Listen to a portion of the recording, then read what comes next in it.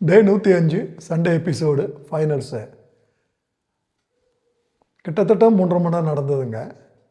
3.5 மணி நேரம் நடந்ததுனுடைய ஒரு ஹைலைட்ஸ் வந்து நம்ம பார்க்க போகிறோம். முதல்ல கண்டஸ்டன்ட்ஸ் எல்லாருமே வராங்க, எக்ஸ் கண்டஸ்டன்ட்ஸு. அதுக்கப்புறம் எதிர்பாராத ஒரு விருந்தினர் கமருதீன் வருகிறாரு. ஆரம்பத்தில் வந்து பார்வதி வந்து வரல, அவங்களுக்கு வேலை பிஸியாக இருக்கிறதா வந்து விஜய் சேதுபதி அனௌன்ஸ் பண்ணுறாரு. அதுக்கப்புறம் வந்து கானா பாட்டு வந்து பாடுறாரு. அந்த கானா பாட்டு வந்து வினோத் வந்து பிரமாதமாக பாடுறாரு. அதுக்கு பீட் பாக்ஸ் போடுறேன்னு சொல்லிவிட்டு அந்த பீட் பாக்ஸுன்றது வந்து அந்த பாட்டினுடைய லிரிக்ஸ்லாம் வந்துட்டு டாமினேட் பண்ணி சரியாக வந்து இல்லை. ஸோ பீட் பாக்ஸுன்றது வந்து ஒரு ஒரு ஒரு அந்த கானா வினோதனுடைய பாட்டே வந்துட்டு கெடுத்த மாதிரி தான் நமக்கெல்லாம் தெரியுது.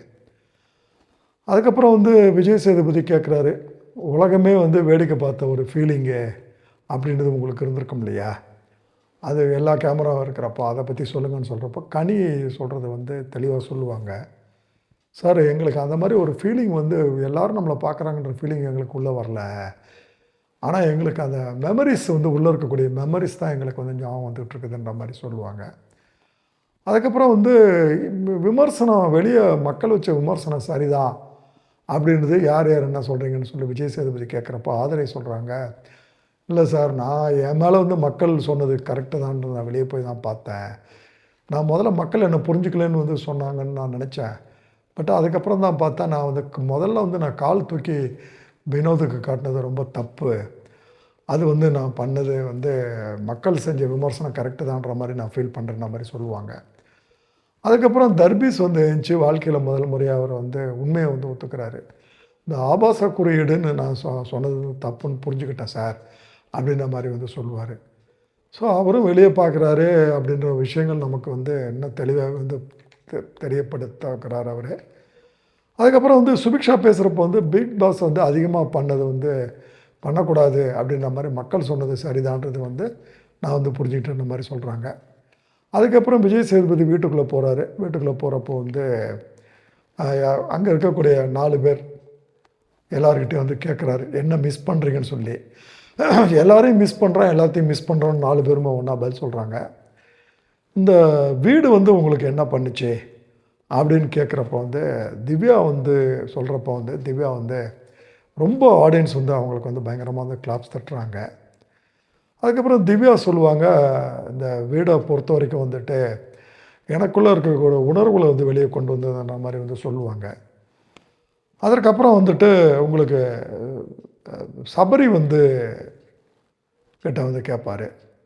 சபரி கேட்குறப்போ வந்துட்டு நிறைய புரிதல்கள், நிறைய உணர்வுகள்லாம் வந்தது அப்படின்ற மாதிரி வந்து சொல்லுவார். அதுக்கப்புறம் வந்து அரோரா வந்து கேட்குறப்போ வந்து என்ன நானே பெட்டராக பார்க்குறதுக்கு உதவிச்சுன்ற மாதிரி வந்து அவங்க வந்து சொல்லுவாங்க. அதுக்கப்புறம் வந்து இந்த கேமரா கான்ஷியஸ்லாம் உங்களுக்கு இருந்ததா அப்படின்னு வந்து கேட்பார். கேட்குறப்ப இல்லை சார், கேமரா கான்ஷியஸ்லாம் வந்த கொஞ்ச நாள் இருந்தது, அதுக்கப்புறம் சுத்தமாக மறைஞ்சிச்சு அப்படிம்பாங்க. அதுக்கப்புறம் மற்றவங்ககிட்ட வந்து கற்றுக்கிட்டது என்ன அப்படின்னு சொல்கிறப்போ வந்துட்டு ஆடியன்ஸ்லேருந்து ஒருத்தர் வந்து கேட்பார். ஆடியன்ஸுக்கு ஒரு சாய்ஸ் கொடுக்குறாங்க. அப்போ வந்து விக்ரம் சொல்லுவார், திவ்யாட்டது நான் வந்து கற்றுக்கிட்டேன், சில விஷயங்களை வந்து விட்டு கொடுக்கக்கூடாதுன்றது நான் கற்றுக்கிட்டேன்றது விக்ரம் வந்து சொல்லுவார். அரோரா சொல்கிறப்போ ஆதிரியை சொல்லுவாங்க, யாரும் வந்து பேட் பீப்புள் கிடையாது, பேட் சாய்ஸ் தான் அப்படின்ற மாதிரி வந்து சொன்னதாக வந்து அரோரா சொல்கிறத வந்துட்டு தெளிவாக நமக்கெல்லாம் பதிய வைக்கிறாங்க. அதுக்கப்புறம் வீட்டுக்குள்ளே சூப்பர் சிங்கர் டீம் வந்து உள்ளே போகுது. உள்ளே இருக்கக்கூடிய 4 பேருக்குமே ஃபைனலிஸ்ட் எல்லாருக்குமே வந்துட்டு நல்ல ஒரு லீடிங் சாங்ஸ்லாம் வந்து போட்டு அவங்களாம் ரொம்ப சந்தோஷமாக இருக்கிறாங்க. அதுக்கப்புறம் பிக் பாஸ் வந்து எல்லா உள்ளே இருக்கக்கூடிய ஃபைனலிஸ்ட்டை அவங்கள கண்ணாடிக்கு முன்னால் நிறுத்தி வந்து அவங்கள தன்னைத்தானே வந்து பார்த்து பேசுகிற மாதிரி வந்து சொல்கிறாரு. பேசுகிறப்ப விக்ரம் சொல்கிறாரு, பரவாயில்ல, எவ்வளோ டஃப்பாக இருந்தாலும் சர்வைவல் ஸ்ட்ரென்த்து நமக்கு இருக்குது, யாரையும் வந்து நீ ஜட்ஜு பண்ணாதுன்னு அவர் தனக்குத்தானே வந்து சொல்லிக்கிறாரு.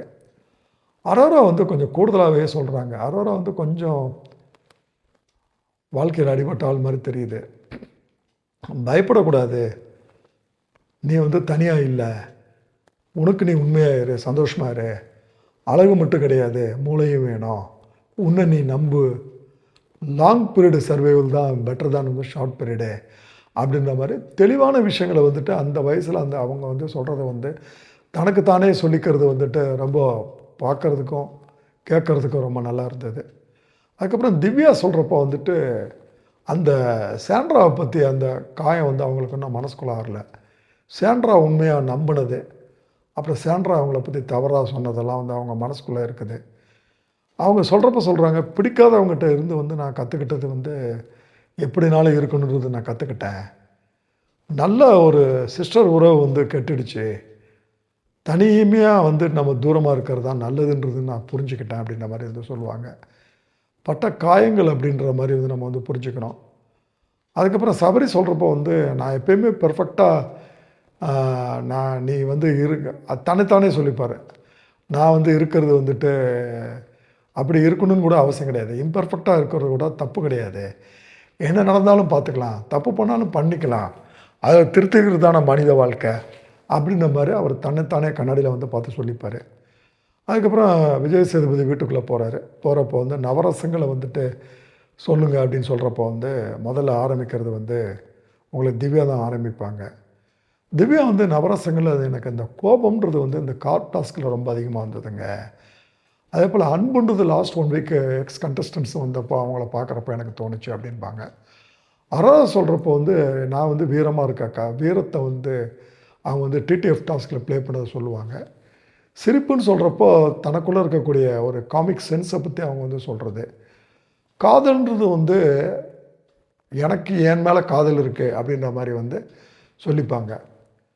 விக்ரம் சொல்கிறப்போ வந்து கார் டாஸ்கில் தான் சொல்லுவார் வீரம்ன்றதை வந்து.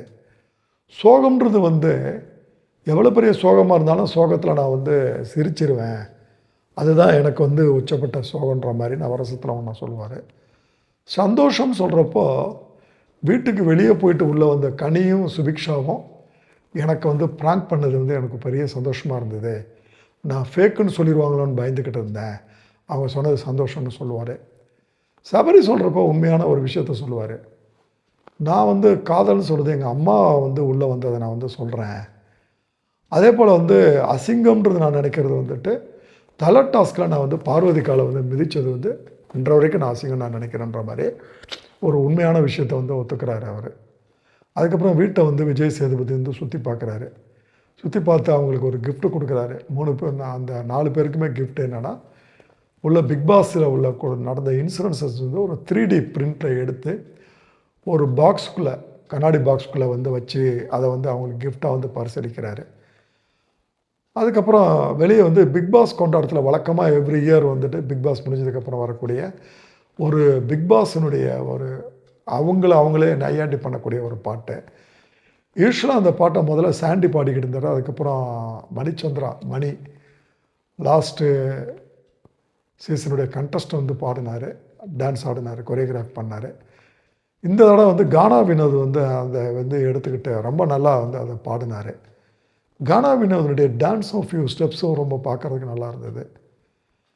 அதற்கப்புறம் வந்துட்டு அரோரா வந்து எலிமினேட் ஆகுறாங்க. ஸோ வந்து ஃபஸ்ட்டு ரன்னரப் வந்து அரோரா வந்து வெளியே வராங்க. அரோரா வெளியே போகிறப்போ வந்து பிக் பாஸ் கிட்ட சொல்லுவாங்க, உங்கள் நேரம் முடிஞ்சிருச்சுன்னு எனக்கு சொல்லாதீங்கன்னு சொல்கிறப்போ வந்து பிக் பாஸ் அதை வந்து ஏற்றுக்கிட்டு உங்களுடைய கலை உலகத்தினுடைய வெற்றி பாதை வந்து உங்களுக்கு காத்திருக்குது அப்படின்னு நல்ல விதமாக சொல்லி வெளியே அனுப்புவார். வெளியே போகிறப்போ வந்து காலுக்கு ஒரு ஜூம் வைங்கன்ற மாதிரி வந்து சொல்லுவார். அதுக்கப்புறம் வழக்கம் போல் விஜய் சேதுபதி எப்படி இருந்தது அப்படின்னு கேட்குறப்போ வந்து ரொம்ப சந்தோஷமாக இருந்ததும்பாங்க.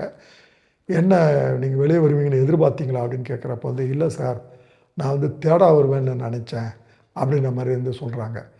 ஸோ அவங்கள தெளிவாக தெரிஞ்சிருக்கு, அவங்க வின்னராகவோ இல்லை செகண்டாகவோ வருவான்னு கூட அவங்க சொல்லலை. பட் தேடா வருவேன்னு அவங்க சொன்னது அவங்களுடைய ஒரு ஆனஸ்ட் ஒப்பீனியன், தன்னுடைய லெவல் அவ்வளோன்றதை அவங்க புரிஞ்சுருக்கிறாங்க. அந்த ஃபஸ்ட்டு 50 நாள் அவங்க விட்டு பிடிச்சதும் வந்து அவங்க மனசுக்குள்ளே ஓடி இருக்கிறது நமக்கு தெளிவாகவே அந்த நினைப்பை தூண்டி இருக்குன்றது நமக்கு தோணுது.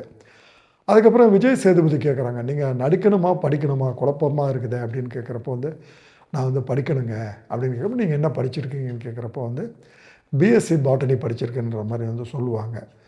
அப்புறம் சொல்கிறப்ப வந்து ஒரு விஷயத்த சொல்லுவாங்க, அதாவது வந்து படிப்பு தான் வந்து வாழ்க்கையில் முக்கியன்றது வந்துட்டு இந்த காலத்தில் இருக்கக்கூடிய எல்லா கிட்ஸு இந்த காலத்தில் இருக்கக்கூடிய ஒரு யூத்து அவங்களுக்கு சொல்லக்கூடிய ஒரு பியூட்டிஃபுல் மெசேஜ் வந்து அரோரா சொல்லுவாங்க. ஏன்னா வீட்டை விட்டு வெளியே வந்துட்டு அவங்க வந்து அவங்க புரிகிறப்ப தான் சொல்லுவாங்க, அழகு முக்கியம் இல்லை, வாழ்க்கையில் பணம்ன்றது முக்கியம் கிடையாது, 40 வருஷம் ஒருத்தன் சர்வே பண்ணணும் கண்டினியூ ஆனால் அவனுக்கு படிப்பு தான் சோறு போடுன்ற மாதிரி ஒரு முக்கியமான விஷயத்தை வந்து அவங்க சொல்கிறது வந்து ரொம்ப பிடிச்சமான ஒரு விஷயமாக நமக்கு தென்பட்டது. அதுக்கப்புறம் தர்பீஸ் டான்ஸ் வந்துட்டு காட்டுறாங்க.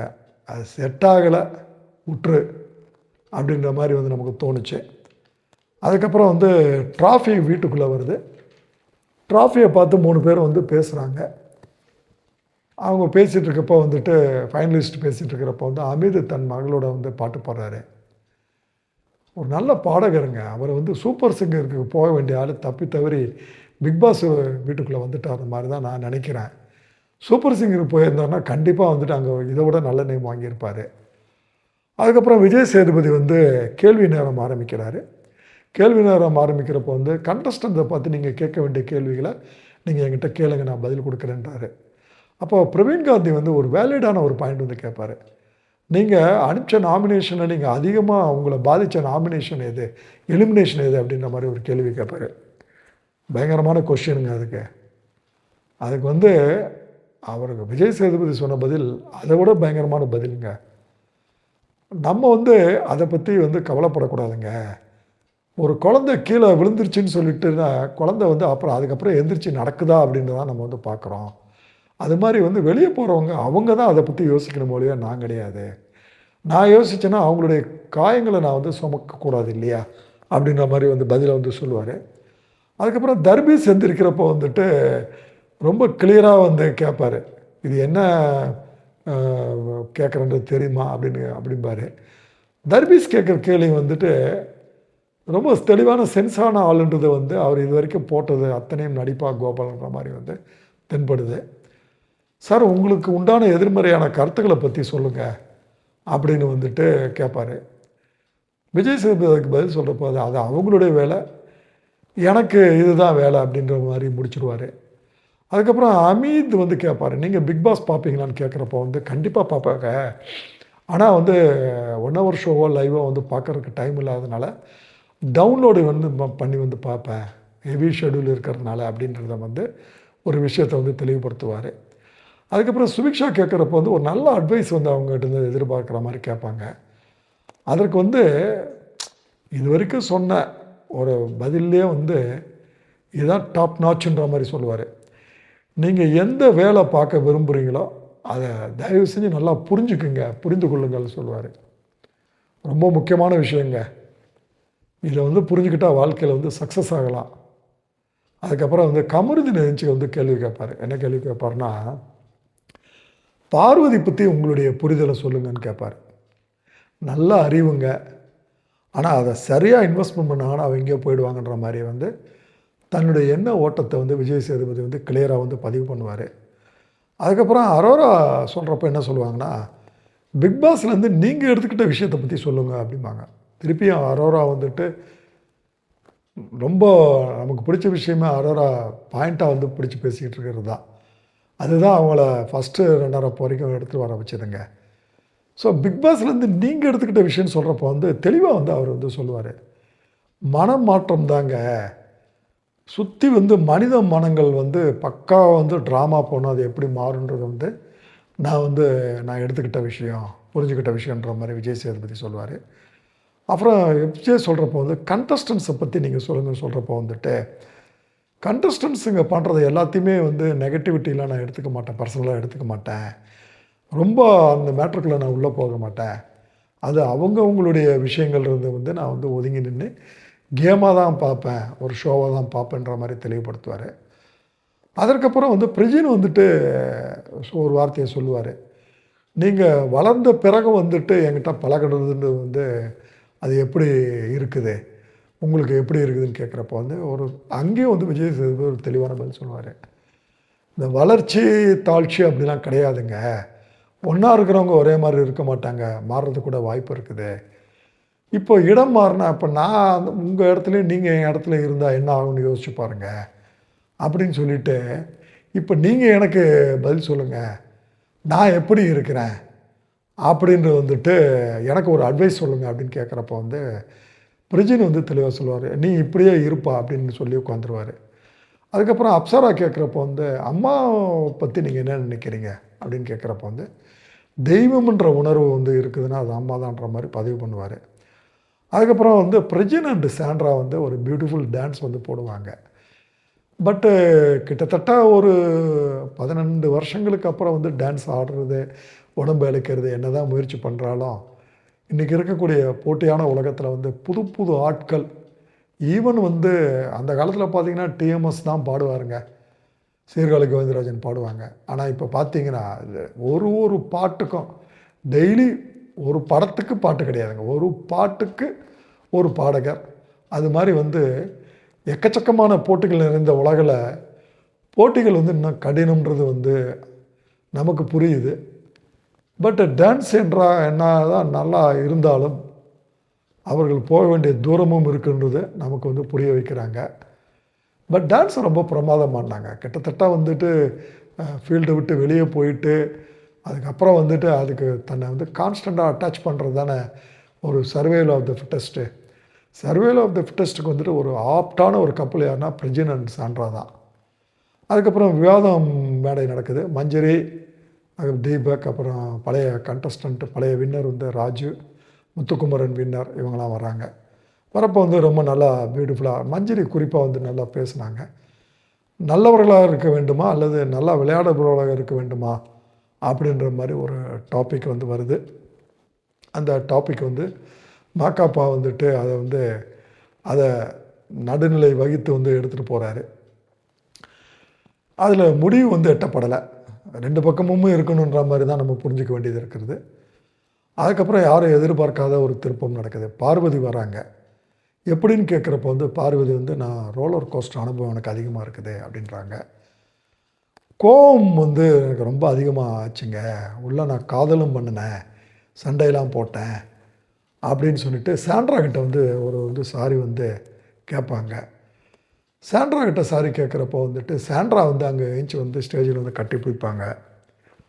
அப்போ அனைத்தும் நடிப்பா கோபால் அப்படின்னு கேட்குறப்போ வந்து நடிப்பு தான் கோபால் அப்படின்னு வந்து சொல்கிறது சரோஜாதேவி சொல்கிற அந்த வசனம் தான் நமக்கு நடக்குது.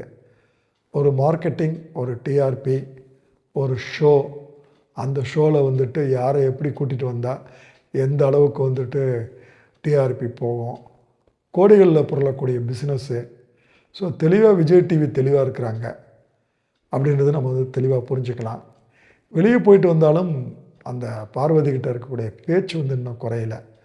கொஞ்சம் பேச்சை குறைச்சாங்கன்னா இன்னும் கொஞ்சம் நல்லா இருக்கலாம். ஆள் கொஞ்சம் இளைச்சா மாதிரி வந்து தெரியுது. அதுக்கப்புறம் விஜய் சேதுபதி தன் செலவில் எல்லாருக்கும் நினைவு ட்ராஃபி வந்து கொடுக்குறாங்க.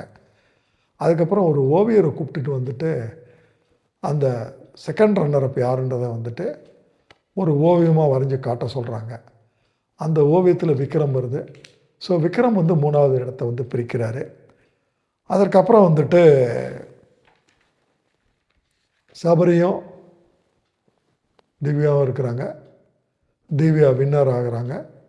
திவ்யாவுக்கு 50 லட்ச ரூபாய் பரிசு. டேக்ஸ் அதில் 30% எடுத்துட்டாங்கன்னா 15 லட்ச ரூபாய் போயிடும். பட் அவங்களுக்கு ஒரு மாருதி விக்டோரியஸ் கார் வந்து அவங்களுக்கு ஒரு கிஃப்டாக வந்து கிடைக்கிது. அந்த காரினுடைய விலை கிட்டத்தட்ட 22 லட்ச ரூபாய். ஸோ ஏறக்குறைய அதை வந்து அந்த டேக்ஸ் லாஸ் வந்து அது வந்து மேக்கப் ஆகிடுது. ஸோ திவ்யா வந்து ரொம்ப வந்து ஒரு உணர்ச்சி குவியல் ஆயிடுறாங்க. டிசர்விங் கேண்டிடேட்ஸ் தான் சபரியும் திவ்யாவும். ஆனால் வந்து சபரி வந்து ரொம்ப நல்லவர், ஆனால் திவ்யா வந்து ஒரு நல்ல கேமர். ஸோ நம்ம விவாதத்தினுடைய முடிவு வந்து மேக்காப்பா சொல்கிறாரா இல்லையோ நம்ம இப்படி தான் எடுத்துக்கணும். ஒரு நல்ல கேமராக இருக்கக்கூடிய ஒரு நல்லவங்க ஜெயித்தாங்க அப்படின்ற மாதிரி வந்து மாக்காப்பா சொல்லாததை நம்ம சொல்லி இந்த நிகழ்ச்சி வந்து முடிக்கிறோங்க.